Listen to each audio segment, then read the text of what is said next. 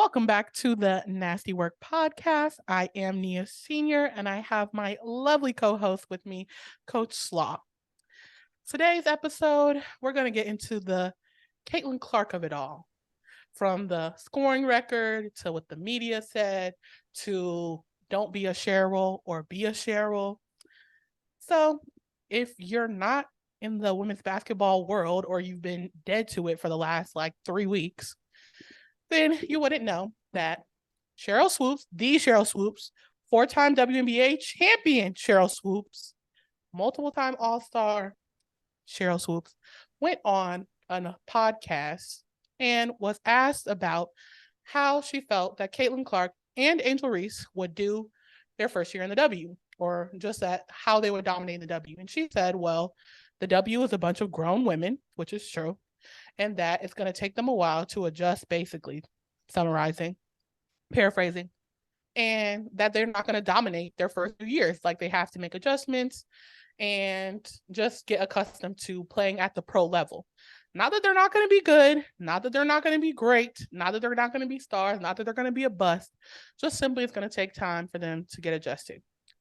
Well, this put WNBA Twitter, all of the media, all of Iowa and the Cornhuskers into an uproar. They were simply pissed. They went so far as to create t-shirts, carrying t-shirts and saying, don't be a Cheryl, and wore it to the next Iowa game. And so then, of course, the other side of W women's basketball, Twitter, social media, clapped back and said why you should be a Cheryl. And it has been an ongoing discourse for weeks. So now that the scene is set, let's get into it. Sade, initial thoughts. Media frenzy based off of, again, not what a woman who's played the sport on all relevant levels actually said, but what really a man who has a personal vendetta against this person said she said, which is, I think the headline in his podcast, which I will not give free promo here, is Sheryl Swoopes makes a fool of herself, talking about Caitlin Clark. And that's, I think, what triggered the most frenzy around this. I believe Cheryl's exact quotes, and we'll try to get the clip in here if we can, was Angel Reese will be a good pro eventually, right? Caitlin Clark will be a good pro eventually, right?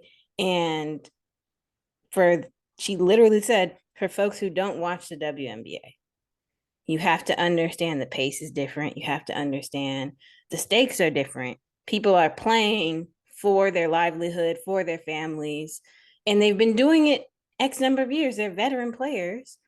Right. It takes an adjustment from the college level to the WNBA level, getting adjusted to that pace, the physicality, the spacing on the floor, the coaching dynamic, what it means to show up every day and be a pro. And it's a very limited group. There's only 12 roster slots each team. Okay, so these are truly the creme de la creme when it comes to pro players in the world. Like, the NBA has an incredible brand of basketball that they play, and it's an incredible group of men. It's a fraternity of men that it's a selective group as well.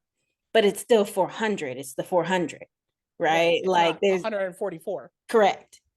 So, like, in perspective, in the context of what they were talking about, she was on Gil Arenas' podcast, and from her understanding of what it takes to show up and be a good pro every single day, there's no discrediting what Cheryl said on those things. Now, there are some who went all the way as to say she made a fool of herself. She doesn't even know who Caitlin Clark is. She doesn't know what she's talking about. And those are the statements that really upset me, is saying that these Sheryl Swoopes. That's why when I gave the scene setting, I said four-time WNBA champion. Like, she's not some random person that plays at, 24-hour fitness on the weekend and was like, Caitlin Clark is not going to make it in the pros, or she's not going to be great. Like, this is someone who has not one, but 4 championships in the WNBA. So clearly, if anybody is able to speak on this and what it takes to be a pro, it's literally Sheryl Swoopes. I do understand that people were upset that Cheryl did make a mistake on the podcast. And it wasn't what we just described about her saying that they eventually will be good pros, but she messed up some stats or something, which got Yeah. corrected in that In same that same episode. episode. Yeah. Again, out of context. And again, a lot of folks chirping about the content that they don't even consume, right? Like most of them have never watched Gil Reese's podcast. No. Most of them have never watched Cheryl Swoop's podcast, for one, Cheryl Swoop's career. And then also, I understand like we live in the society of stands now. Like we don't live in the society of passive fans. Everybody's fan base is literally trying to be the next Beehive for Beyonce. Like everybody is ride or die for their superstar, right? And Caitlin Clark is a cash cow. Like there's no doubt about it. She everywhere she goes, they're selling out arenas. Yep. Ticket for her record-breaking game sold for $10,348. It's no joke. Like the media, the state of Iowa, everybody needs her to stay in the limelight as much as possible because they know she's getting clicks. They know people are paying money to go see her brand of basketball. So people who in my opinion, have not been following Caitlin Clark from the beginning, and I'm not talking about Cheryl Swoops, I'm talking about the pundits that are attacking Cheryl Swoops, have decided this was their opportunity to try to cash in on some of that following by creating a dynamic of clickbait, by creating a dynamic of division. Caitlin Clark fan base is more like the Barbs instead of the Beehive. They are deranged. At least right now, the loudest portion right now. Right, the loudest portion. I can't say all of them. Yeah. Are, but it's like that type of contrast, if you know. And so this foolishness like has added so many more clicks and had like fostered conversations that I feel like we haven't seen in the past few years. As much as I hate to see Cheryl Swoops at the butt of it, do I think that it's helping women's basketball, helping college basketball? Sure, because people are going to tune in to either want to prove Cheryl wrong or want to prove Cheryl right. I think also it shouldn't be about that, right? Like if you're a dog, right? Like if you're Caitlin Clark, right? Yeah. And you want to go to the league and create your own legacy, your goal already is to break that lag behind as a rookie, right? Like exactly. If you watch Caitlin Clark, if you've seen her interviews, if you watch any of the way she works with trainers, what she talks about, like her goals are not little. She's going for everything. She wants the whole thing, right? So to me, don't rob yourselves, fans, of her proving Cheryl Swoops wrong. What if she gets in year one and she's setting records? She could easily come in and pull a Candace Parker. Yeah. And, be MVP, be all of those things. But she could also come in and pull a Sabrina Ionescu. Mm-hmm. And what the hype was right away. Because Sabrina, as much as I'm not necessarily her biggest fan, I can't say that she hasn't improved over the last few years. Is she as big as they said she was? No, she has no championships. She has no accolades except for the 3-point contest. So, but she's still growing and she's still young in the league. So it's like, all right, let's wait and see. Like, tune in to see. Correct. And I think what's interesting about the modern age of media where we have all this accessibility to everybody's opinions right now is don't have the wrong opinion at the wrong time. Like you see it daily now. Caitlin Clark can do no wrong. That was the message sent, not just by fans, but also by media pundits who chose, and they know who they are, to criticize what Cheryl Swoop said. And it's spilling over into all facets of women's college basketball right now, because I think about how many times has Dawn Staley in the last few weeks been asked about Caitlin Clark. Yeah. And every single time she gives a good answer. She gives Caitlin her props. She says something kind. But I know that they're doing it to try and bait her. Oh, yeah. It's clear bait. And Staley's never going to take the bait. It doesn't matter who's being interviewed. Like, they're going to ask them. Was it Juju Watkins the other day was interviewed and asked about Caitlin and if that's a rivalry or if that's something. And she's like, no disrespect at all to Caitlyn and her game. Da, da, da, da. So much of media in general, not just in sports, is built off of division right now. Yes. And women's basketball is going to be a tougher crowd for y'all to trick into that bait. Like, it's not everybody's a dog and wants to win who's a dog, but it's not giving a personal vendetta. Like, no, yeah, it's literally just, if you're a competitor, you want to win, you want to be the best. Like, that's just the nature of it.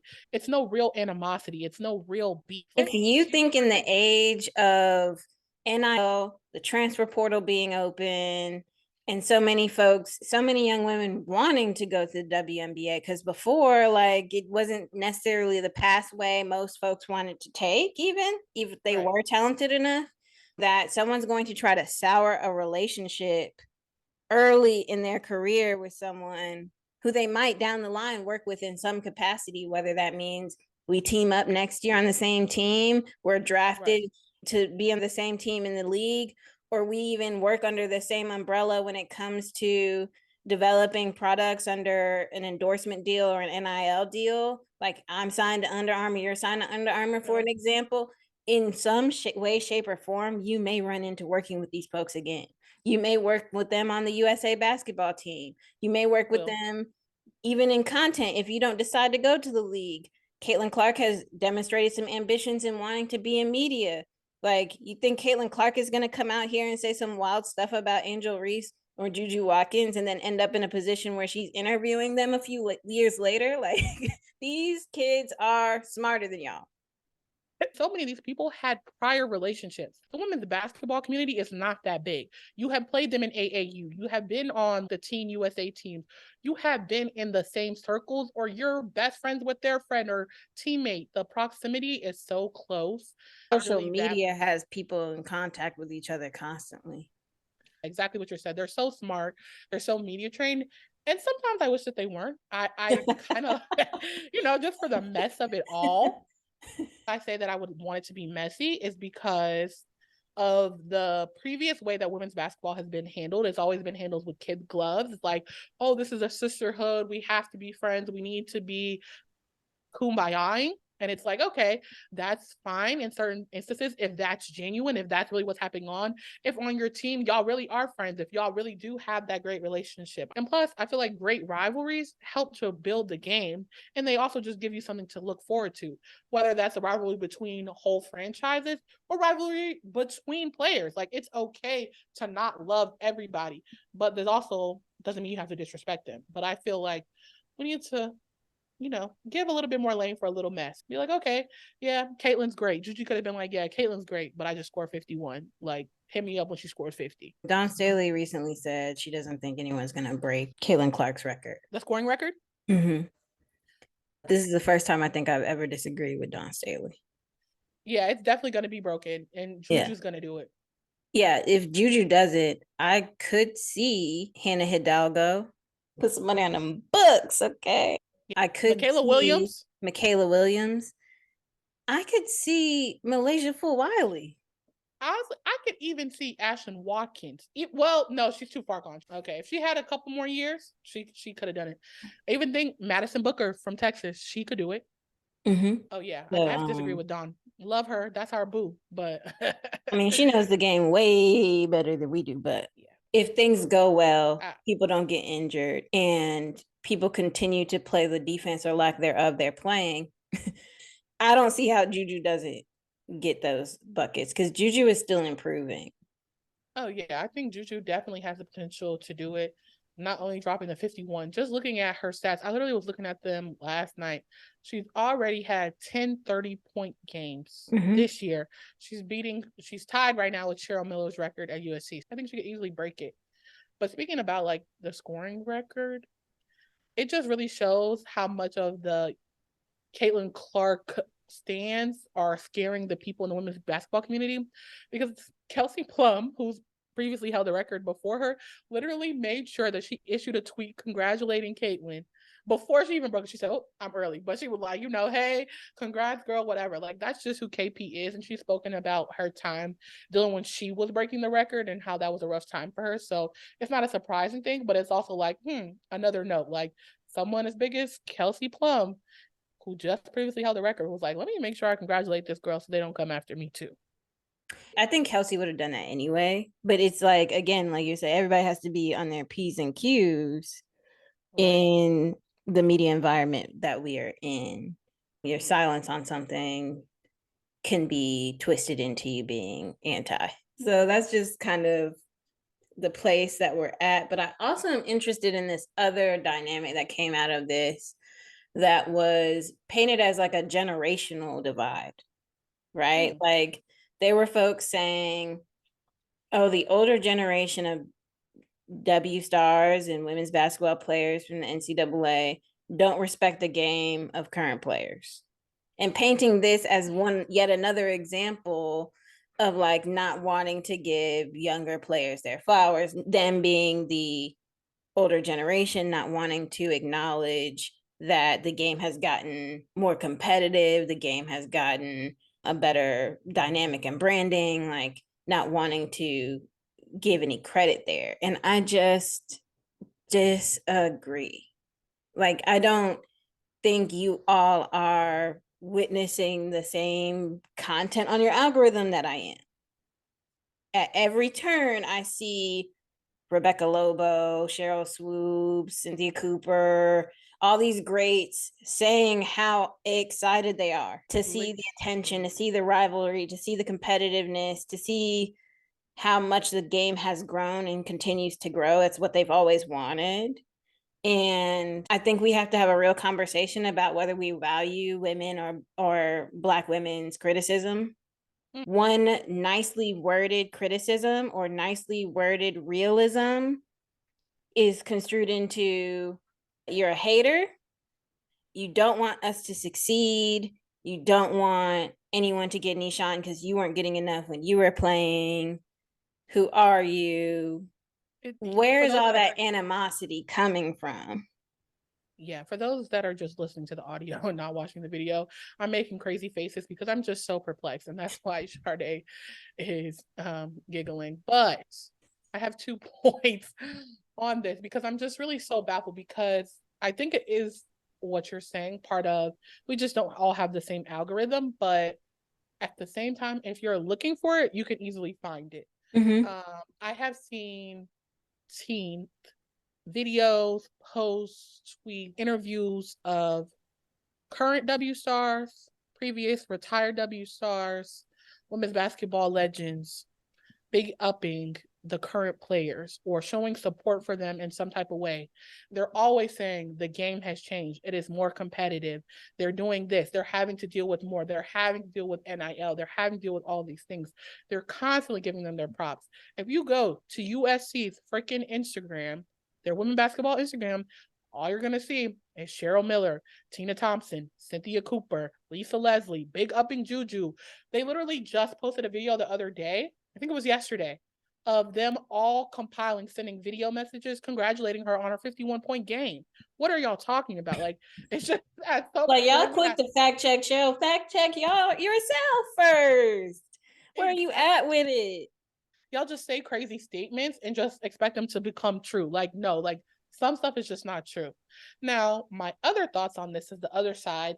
If there are, which I haven't really seen, most of the GOATs and legends that I've seen have been big upping the girls, not giving the girls their flowers, it's because they, as in the retired or the current players, are just now beginning to receive theirs. You know what I mean? It's like, okay, we're kind of working backwards. The fact that Brittany Griner's jersey was just retired. Think about how long she's been in the W. Think about how long removed from she is from that program, and for that to just now be happening. Think about DeWanna Bonner just now getting her jersey retired at Auburn. I mean, there's so many great women's basketball players that have yet to get their just due. And so, in some respects, if they're not giving the new girls all of their flowers yet, I don't blame them because there's so many people that came before the new girls that are hooping who have yet to get their flowers and get their just due. That's how I feel about it. But what I said still stands. I haven't seen them bashing the girl. They're saying they're soft, anything like that, or not saying that the girls are hooping. Because every time you look on a broadcast, somebody's sitting courtside. Candace Parker was just at the Tennessee versus South Carolina game. They're always around supporting the girls in some form or fashion if they're not already on the coaching staff. I need y'all to be so for real. Please, please, please, please, please. And two things can be true. What you were saying about like, just because I support someone doesn't mean that I can't criticize them. Like, I feel like that's where the girls are getting confused. By the girls, I mean the people on Twitter. The girls means everybody. Like, you can show support over and over and over again, but the one time that you criticize someone doesn't mean that you're now a hater. Like, that's not how it works.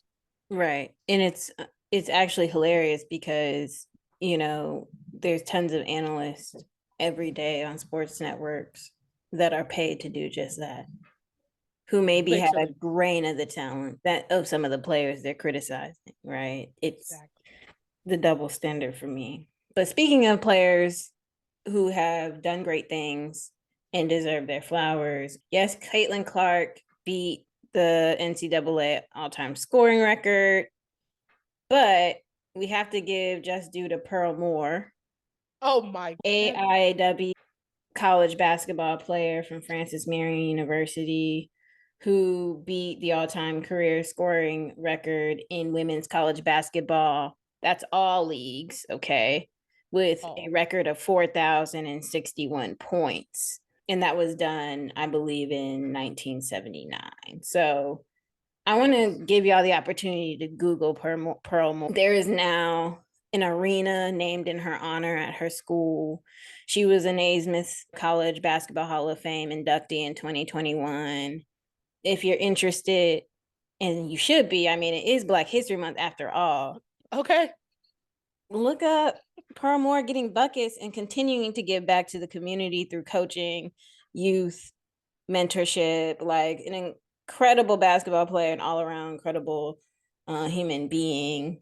I actually met Pearl Moore when I was in high school because I was on an AAU team where the coach had some kind of relationship with Pearl Moore. I took it for granted at the time. I have to admit, I don't even know why, but I was just like, okay, that's cool. Like, I don't know who this is. And boy, should I have. Like, we have to do a better job, all of us, uplifting those who've come before us and really paved a way for women to do well in this sport. So 100%. And so kind of just similar to what we've been talking about, like, I also want to give a shout out to, because Caitlin Clark is dominating the media right now. That's all you hear about. Like we said, all the interviews, everything.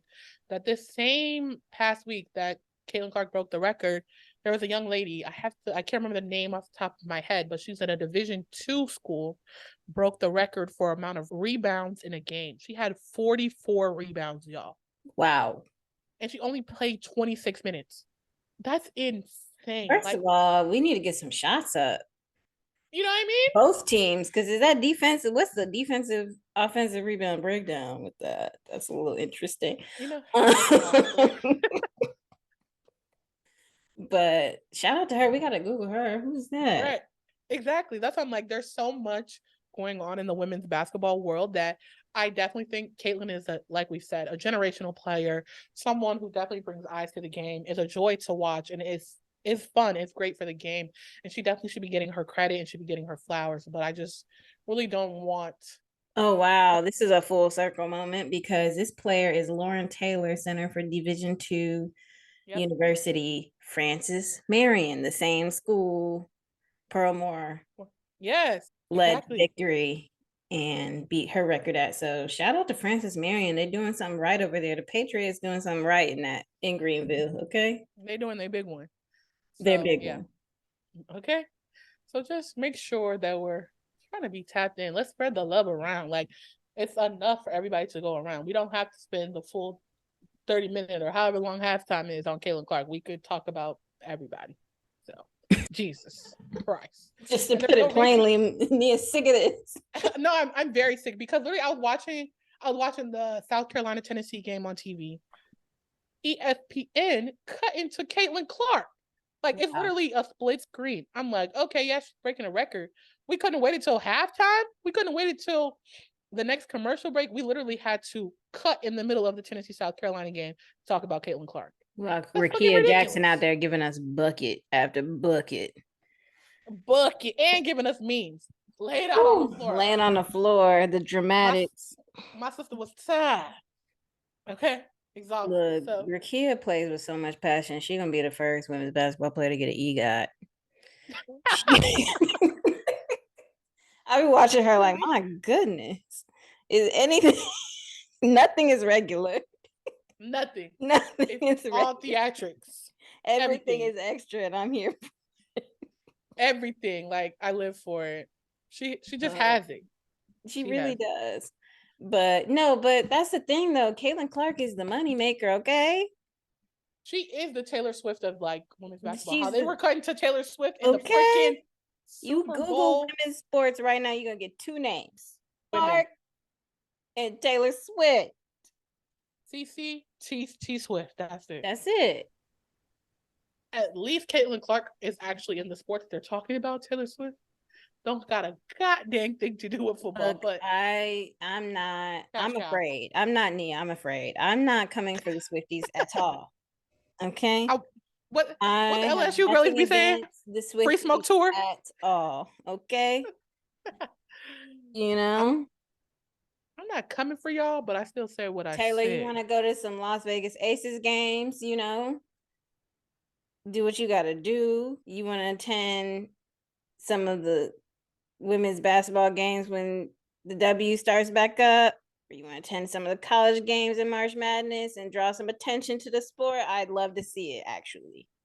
You know what? I wouldn't be mad at that. I would useful. actually, that's what I'm saying. Be useful. Bring us some money. You know, if she teamed up with CC, now I'm not mad at that. Well, girl, pull up to the Final Four, Bookie. Like, come on, T Swift. Bring the Swifties out. That's assuming Iowa makes it to the Final Four, and that's no shade, you know. No shade, no tea. But that would be assuming they make it there.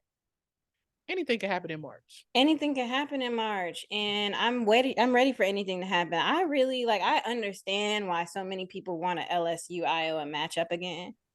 They want, you know, I think sports is better when there's dynasty rivalries. I do 100%. So. Yeah. But me personally, who you want to see? I just think it's time for Dawn Staley to cut the net again. And I 110% agree. I am a Gamecocks. I am a Dawn Staley fan. Like, it's been time. Last year she was robbed. I feel like robbed. 2020, it was up in the air. I feel like they were kind of robbed again. She only has 2 championships. She should honestly have about 4 right now.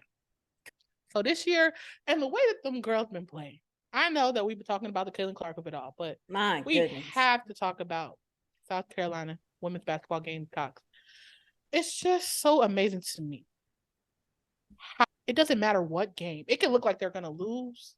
They gonna win. Like, they find a way to win. Those girls they are play competitors. They play together. It's really team ball. Like, literally, the whole starting 5 and the bench can be in double figures. And it's happened on multiple games. Like, yes, Dawn is elite with her clipboard, but it's also something just so special about this group of girls and their dynamic. It's must-see TV, honestly. If you haven't tuned in, please watch a game. I know we're at the end of the season and they don't really play nobody else in the rest of conference games, but SEC tournament, please be locked in. And I think there's something to be said about great women's basketball coaches, because that can do what a Dawn Staley, a Gina Auriemma, a Pat Summitt has done. They don't just create a great playbook, a great coaching staff, and a great plan. They create a culture that their team buys into 100%. To a degree where it's, at some point you start to see it just be natural. The amount of hours they put in, the amount of discipline that is instilled, and the camaraderie that they're able to build, the chemistry they're able to build with their teams. Like people know their role, respect their role, and step up when someone's down. And it appears that it's not out of like obligation or even out of I'm trying to take something from my teammate. Right? Like they're having an off night, I'm trying to take their spot. No, it's out of we're on a mission, and that mission is to win. And that mission is we are on the same team regardless. It's not about who's getting the most shine, who's getting the most accolades, who's getting the most time even. Right. We all have been put in a system where we can make the most out of our time. And I don't think you get that with every coach. I think there's a few special coaches that do that. And I think Staley's one of them. Oh, 100%. And just to speak on the culture piece, just a teach more. Like you can just see based on how Dawn presents herself, like any interview you see her do, any clips that their media puts together, or just how they interact is just spills over into the team. And like that is the culture that she has established. It's a culture that is built upon who she is as a person and as a coach. And it's a great balance between fun and work. Like the girls actually look like you can see in games like they're having fun. Like there's some other teams, they look stressed as fuck. They're like, I'm just trying to get through the game, trying to get through my 40 minutes. Right. I'll be stressed if I'm playing them. You know, they're getting buckets on your head. But at the same time, yeah, you can just see that they're having fun, and like they get to authentically all be who they are because Dawn is authentically who she is. But at the same time, they're also always just so respectful too. Like you just know any press conference you're going to see of them, any interview that you see with them, any interaction they have with fans is just a level of respect. And I feel like that's just part of the culture that Dawn has built there. Yeah, there's a polish to them. It's a polish to them. It's like we're well trained, but we're also still authentic. And it's like a perfect line between that too. And that's really why I thought Juju would have fit so well in at South Carolina, because she gives me those same vibes. She's still very much authentically herself. She still speaks with her Cali accent. She always has like she never sounds like whitewashed, but she always sounds polished and like she has the right answer. But also like Plies even spoke about Dawn's culture. Like it's so, you know, something is so embedded when an outsider can come in for a small period of time and acknowledge what we've all been seeing and witnessing and pointed out. So it's like, oh, this is so prevalent that like someone like Plies could come in and say, this is the culture that Dawn has built, and appreciate it. And to me, what's telling about your organization is not just what you say your organization is, but how alumni speak about and behave after they graduate.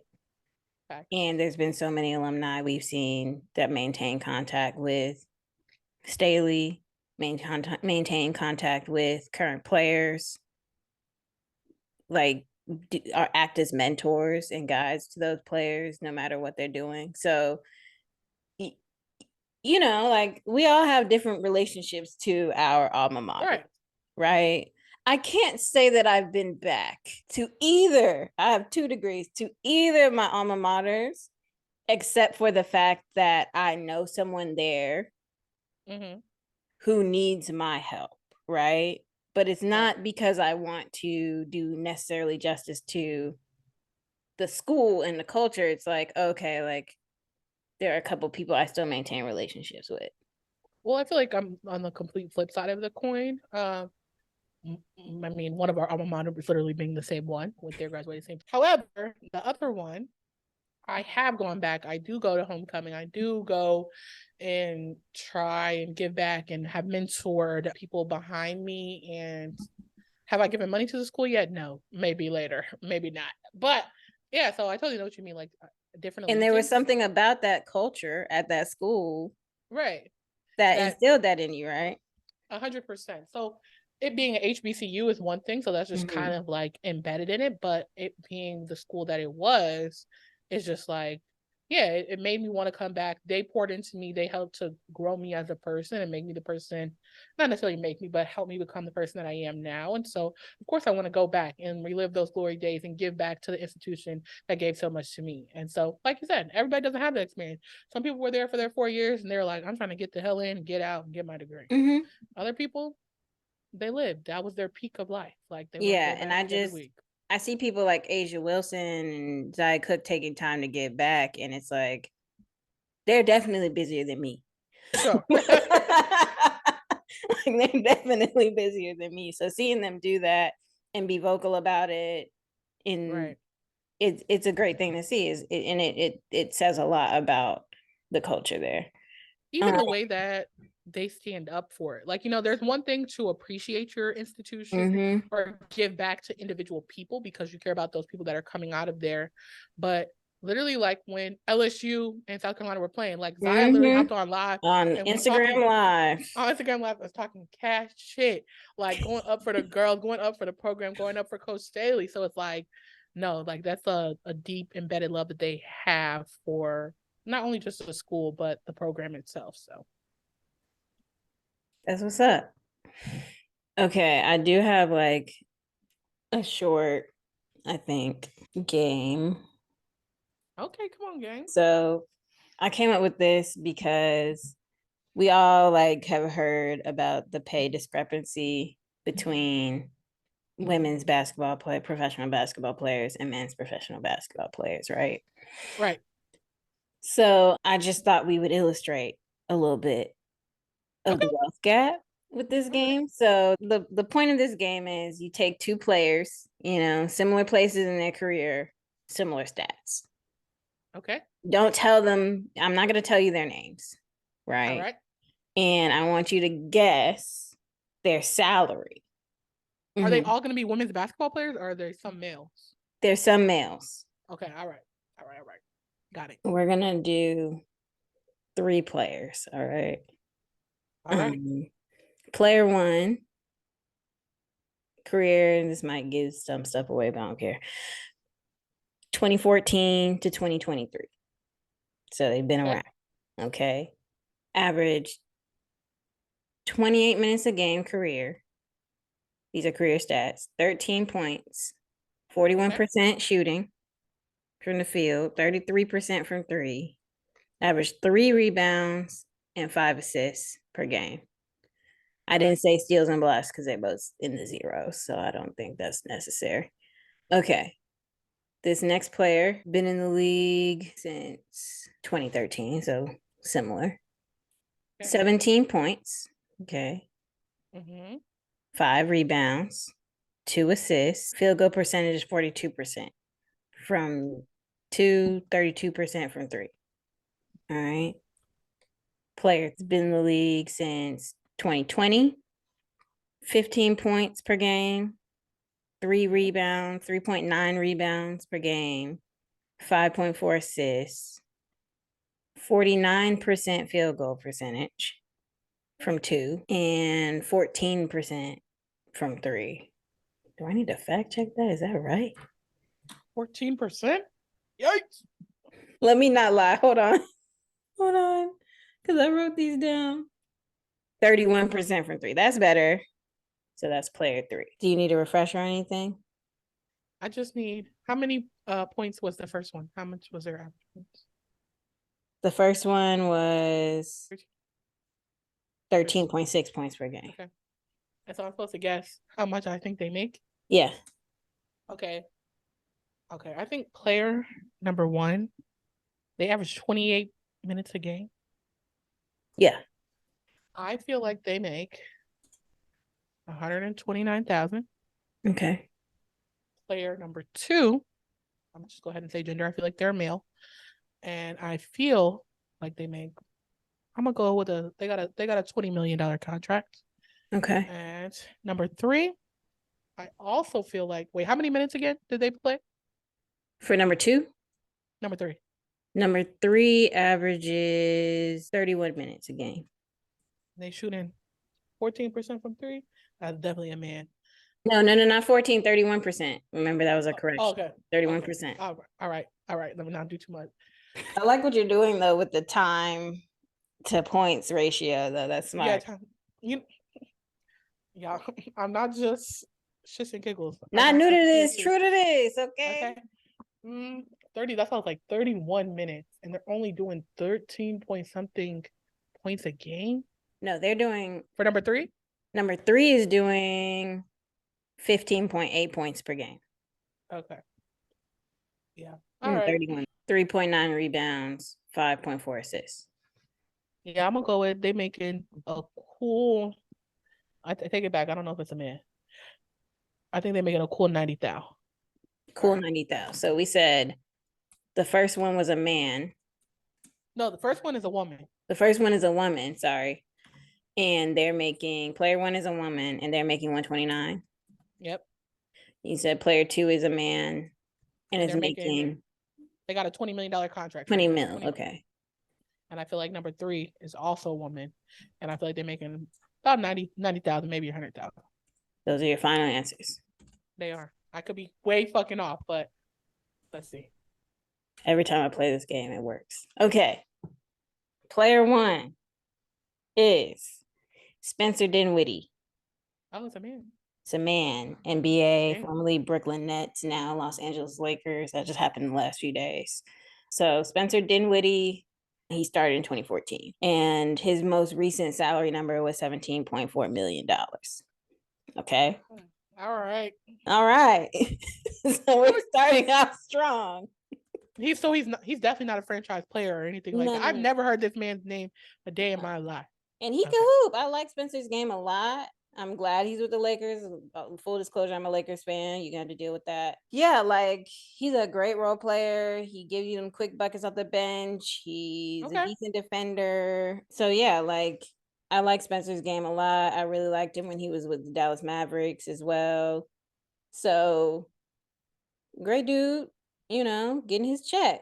Okay. Beautiful gowns. Beautiful gowns. I'm never gonna fault somebody for making their money, okay? If they're doing it. Wow. A role player making 17 million. All right. Yeah, we're not finished. We're not even finished. I'm Okay. not gonna knock it. So player two, and you're gonna be sick about this, is none other than DeWanna Bonner from the Connecticut Sun. Not my DB. DB, okay?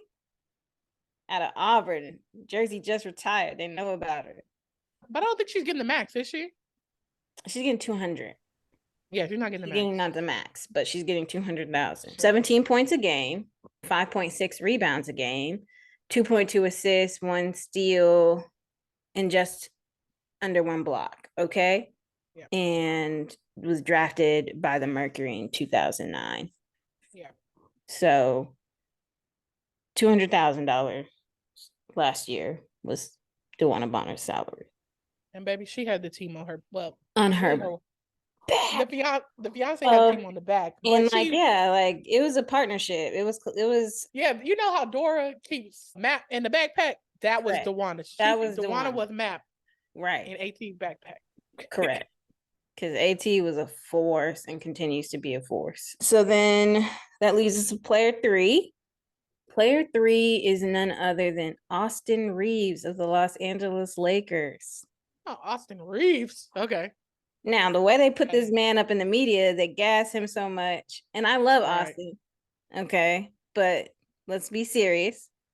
This is what we're talking about. 15.8 points per game, 3.9 rebounds, 5.4 assists, 49% shooting. So takes good shots. Yeah, good shots. And 15 points. That's a time thing, and rotations have been strange this year. So, okay. I'll give it to him there because like 15.8 in 30 minutes is still good.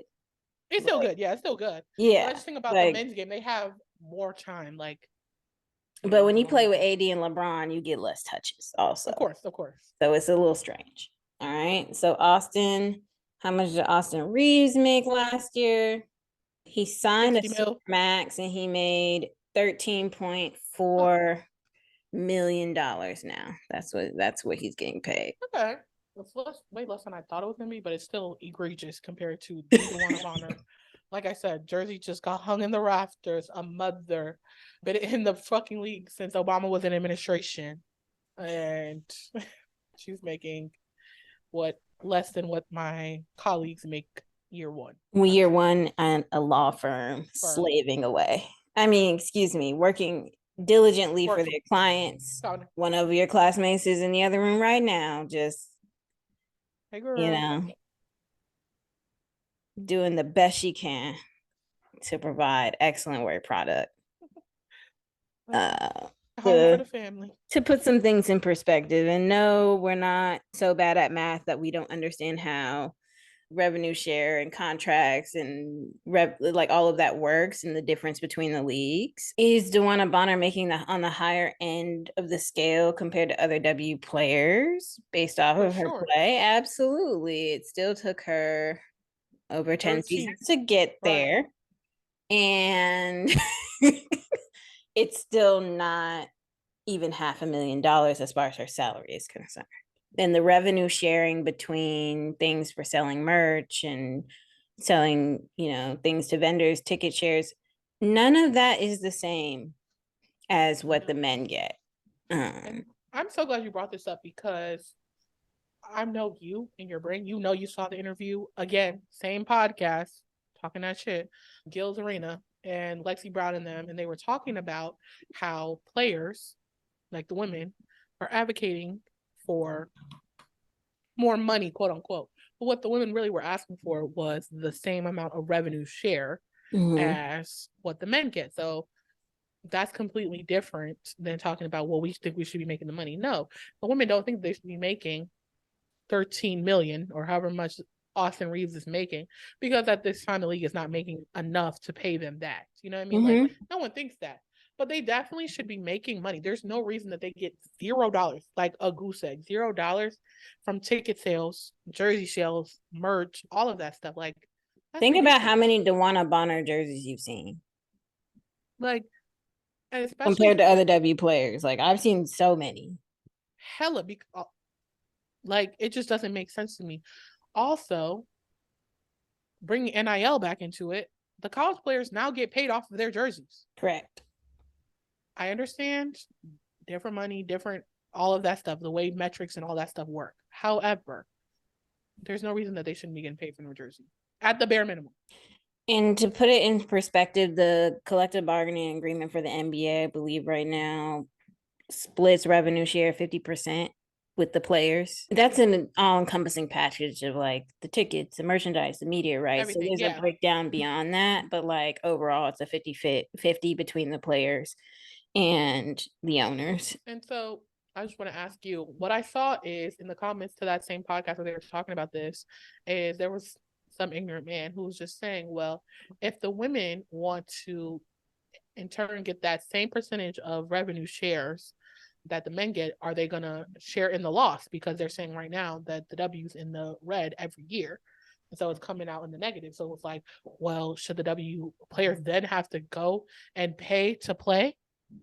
No. I'm gonna answer it for y'all. No. Because that don't even make no damn sense. And clearly y'all don't understand how accounting works. Like the cost of overhead, all these other things that go into a balance sheet, they're not responsible for that. Let's be for real. Let's be serious. Like the salary, it gets me every single time. Like the difference between the men and the women is just very egregious. Yeah, I don't buy it. I don't buy it, fam. Like, I don't understand why 2% of jersey sales or merchandise sales is not attainable. You know what I mean? But I'm also not I want to do an audit, but I want to see the books. Like, why are we still in the negative this many years removed? Idiots will say that it's because nobody's interested in the product, but I think that there's some form of mismanagement or something that has to be going on, because I'm just so perplexed at how this is still working this way all of these years later. We're going into what, year 27 of the league? It's like, what have we not learned? Or what are you guys not doing differently? Or what's going on? I need to see the books. This is ridiculous. I think it's just going to continue to improve. I think a lot of it too is how are things tied together and what is your strategy? And is it to identify and get buy-in from W fans? We talked about the marketing strategy for ticket sales for teams before offline. And, I think there's a huge misconception that the fan base of the W is really like, you're able to tap into it just by finding the most enthusiastic women about it, probably people who are former players and things of that nature. But like the number one audience that goes to the WNBA website is men. Majority of ticket sales, men. So when you have that going on, but then majority of your merchandise, majority of your ticket sales strategy is geared towards a women's audience. Not that that's not important for the growth of the game, Right. but it kind of misses the mark on like what your bread and butter could be. I think there's also a huge disconnect that people who are women's college basketball fans are automatically WNBA fans. And I don't think that's true in the sense that not that they aren't fans of the WNBA, but they're not necessarily gravitating towards a specific team. Right. Right. They're following players. It's not that same allegiance as following a player to a team, right? And watching that player from, like, for example, University of South Carolina and Aaliyah Boston, following Aaliyah Boston into the Indiana Fever space doesn't necessarily mean you're an Indiana Fever fan. Exactly. And how do you bridge that gap there for that fan of like, well, most of Aaliyah's fan base and stateside is in South Carolina. And so how do we get them to be bought into the Indiana Fever culture if their games are not being televised on this side of the world? You know what I'm saying? Like right. if I have to pay that $25 to get the league pass, and it's improved incredibly. This year's league pass was excellent. It was good. Incredible. The year before that, it was trash. That I'm glad Aaliyah came into the league after they redeveloped the app. But yeah, that's yet another barrier to creating longevity with a fan base, because if they're following players into the league but they can't find them, you can only find highlight and wait for that one game where Aaliyah's playing the Atlanta Dream or something like that, and they can travel and carpool to get to a game, then you're missing out. Right. So you've got to build it from where you're at too. You can't just rely on people following a player into the league. And it's got to be, what is your strategy on the ground to get Indiana excited about the Indiana Fever, to get folks in Atlanta excited about the Atlanta Dream? Like, how do you get them on your local news stations? How do you get them on? How do you get youth involved early? How do you do all of that? And it's not like y'all don't know how to do it. NBA teams all over the country have done it in professional sports. So do it. Yeah, it's just that simple. And I do feel like the Atlanta Dream is currently the best example of them doing it, is like taking what is unique to the city, what is unique to the area that your franchise is located in, that you can pull from, that can bring or expand your fan base or solidify it, or even just have interesting things at the game that just make it culturally relevant. Like I think about New York and how they did the Caribbean night this past year. I think about New York. That's and just how many celebrities pulled up, making halftime like shows actually like watchable. Like I don't want to see geriatric women like doing a pop lock. Like that's just not it right now. So like that's not an ableism thing. That's just a Nia. No, that's not an ageist thing. That's not an ableist thing, y'all. Like, I mean, if you're an old lady and you want to pop like by any means. That's I'll like it on TikTok, but that's not yeah. I mean, we have to make culturally relevant things make sense in order to bring in marketing. Like Kehlani being at the All-Star game, even though she didn't sing the most upbeat song, made sense. It's hitting a key target audience, you know what I mean? Oh, I know exactly what you mean. You have to admit to yourselves, WNBA, that the target audience of the league is not going to be what you thought it was going to be 20 years ago. All right. No, it's queer, it's browner. Okay. Like it just is those things. And it makes sense because you have the most diverse population of athletes of almost any professional league in the world. And y'all don't tap into it. Like this whole conversation still stems from the CC of it all.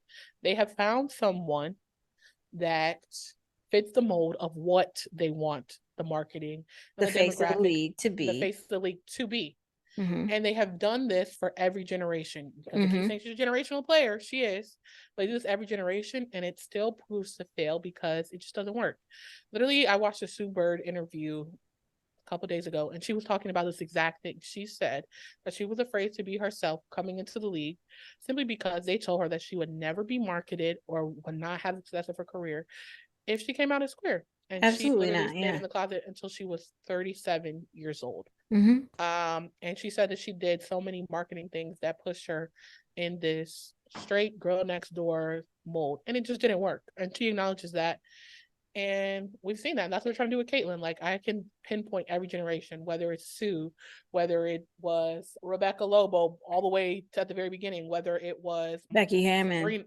Becky Hammond, whether it was Sabrina, whether it's now Caitlyn. It's like, okay, what white girl can we get that's straight enough and is Midwestern girl next door enough to be the face? And that's just like, it's clearly not working. So why are we continuing to do the same thing? It's literally insanity. Because they're selling media to your audience, and they're selling media to the media, right? So it's a game that they're playing of, we're getting more slots on ESPN, we're getting more slots on Fox, we're getting more slots on TNT when Caitlin Clark is the face. We're not going to get as many when or if Alyssa Thomas is the face, because we don't think our audience is ready for that, right? And those are all choices human beings make. They're going to go with that. My whole thing is, it's like, okay, we've tried this and it has proven to be ineffective. Like, at what freaking point are we like, maybe let's try something else? Like, yeah. And I hate that they're always trying to determine what their audience is ready for instead of what their audience is telling them that they want. Your audience is clearly telling you that this is not sufficient. Hey, we're tired of seeing podunk white girls with straight brown hair, because that's just not who the league is. That's not who we are. Like, that was cute. We could still see her, but she doesn't need to be the face of the league. Like, literally, your fans are begging you for something different, and y'all are like, oh no, you're not ready for that. Like, no. Like, come on. And I don't think that it will really change until the leadership changes, honestly.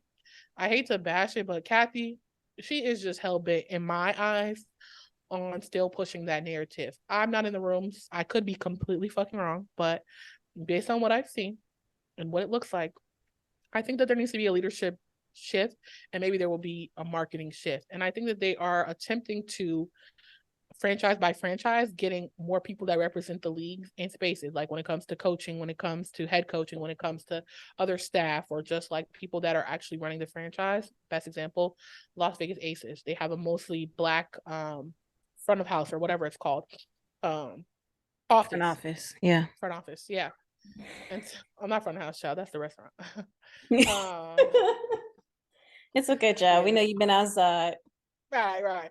So, yes, it's very infuriating, because it's like, if your fans are telling you that they want something else, or that they're open or willing to accept something different, then just try it. Like, you know what I mean? Like, if you're already, that's maybe just my personality or my thought. It's just like, if we're already not losing, but in the negative, what does it hurt to try something different? You know what I mean? Like, it genuinely, I don't think could get much worse. She said, y'all broke anyway. You know what I mean? That's why people that are broke follow their dreams. You know what I mean? It's like, damn, I'm broke anyway. I might as well try my rap career. And I think it's also to the credit of certain organizations. I think it is on a case-by-case basis, because as far as when it comes to team ownership, because Dallas, shout out to Mark Cuban, shout out Shark Tank, give me some money. The man has put Enrique Ogunbowale front and center of everything they were doing, right? Will the new ownership continue that? We'll see. But like, that's a good example, I think, of someone who's not the typical mode of the W being the face of a franchise. A'ja Wilson is definitely the face of the Las Vegas Aces, because she's the best player in the league and in the world right now, and that's not up for debate. Yeah, that's a declarative statement. And still, there's not a moment in time where people don't bring up Kelsey Plum, right? So it's like, is Kelsey a dog? Yes. Is Kelsey one of the franchise players? Of course, but For like sure. Kelsey is not Asia. No, she's not. Yeah. And I appreciate, I said this a bunch of times and I'll keep saying it, that KP realizes that. And she Yeah. always acknowledges that. Always acknowledges it. We'll call it out front and center. And all of the aces as well, whenever they get camera time, they are very good at controlling their narrative and supporting one another. Asia Wilson has a book out right now, Dear Black Girls. I haven't seen one Aces player in an interview in the last couple of weeks who hasn't mentioned that Asia has a book out. Exactly. They just get it. Y'all are thinking about the wrong league if you're looking for people who are not strategic and not smart, sharp, using their platform. And this is what happens when you have a league full of women that all had to get a degree. Like, all you know of what I them mean? had Like, to get a degree, at least one, pretty at much. least one. There may be Some a have few multiple. exceptions. There may be a few exceptions for whatever reason, but like the vast majority of the league is college educated and from big schools, not little ones. It's a vastly majority college educated Black women. My God. And you think So they're not thinking? you can try Come it if you on. want to, but it doesn't work. Like you're not going to catch a lot of people in the trap.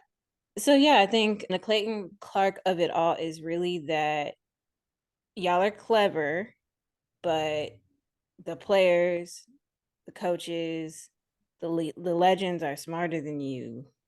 So all this stuff you're gonna do in the media to try to create division and hate and villainize folks it's only gonna enjoy your 15 minutes. It's not gonna stick because what can you do when that's the best you had is that someone said Caitlin Clark may not be the best player their rookie year. That's the best soundbite you could use. That's the best one you could find of someone being negative, right? Allegedly. Like that's not even a negative statement. That's based off of history, statistics, facts, and in an assessment of someone's play. That was an educated and informed response. That's the best y'all could do is find that and twist it into some nonsense. So good luck to you. No, for real, good luck. And to wrap it up, if you don't know, Sheryl Swoopes did officially apologize to Caitlin Clark, which me personally, I would have stood on business. I'm not apologizing because I don't think she wanted to. I think it was just like, why not? Optics. Yeah, optics, because even though it wasn't intended on causing any harm to Caitlin Clark at all, I mean, she said pretty much the exact same thing about Angel Reese. We all forget, but nobody went into a frenzy about that. She knows that like all it does is draw even more negative attention to Caitlin that she doesn't need, and she's like the face of college sports right now. Like she is already under a tremendous amount of pressure. So if anything, I feel like that apology was to lend some healing to that portion of it, not because of what she said, but because of the effect that it may have had, drawing more losers who don't have anything else to do but create negativity to Caitlin's timelines. It's just the Caitlin Clark of it all. The girl just wants to get out there and shoot from the logo, but right. Twitter, her fans, the Barbs. I don't know what we're gonna call them. Cornhuskers. The Cobras. Cobras. Caitlin's Cobras. That kind of eats. I kind of like it. Hit our email. We take all compensation. McDonald's point. Well, not McDonald's points. Free Palestine. Nah, I'm not taking no McDonald's points. Nah. Wendy's points. Cold hard cash. I'm just kidding. I have ethical obligations to my employer. I will not accept money orders, Cash App, Zelle, Venmo. All forms of compensation. Put some money on them books, okay? Right, for our ideas. Well, DraftKings Sportsbook gift cards. Now that eats a parlay. Whatever you hit on your parlay. That's how we take compensation over here at the Nasty Work Podcast. Well, guys, this has been an excellent conversation. We talked about the Caitlin Clark of it all. I mean, we set the scene, gave our opinions, played a little game, and wrapped it up with a nice little bow. And so we'll see you next time on the Nasty Work Podcast. I am Nia Senior, my amazing co-host as always, Coach Slaw. Toodles. Take care.